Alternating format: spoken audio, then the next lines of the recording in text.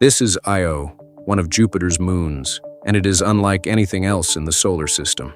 Yellow, orange, red, black. The most colorful world ever found. And every single color has a reason.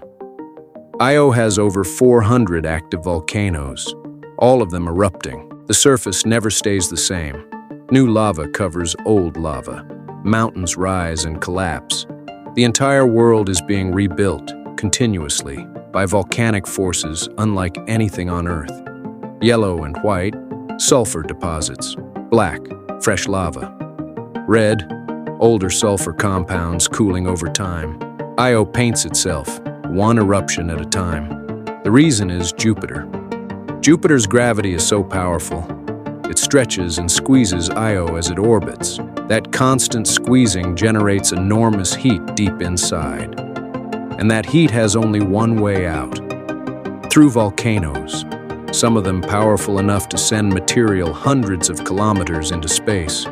Io is the most geologically active world ever discovered. More active than Earth. More active than any planet in our solar system. And it has been erupting like this for billions of years, without stopping. Io is just one of over 100 moons orbiting Jupiter, each one a different world, each one with its own story. Stay with us.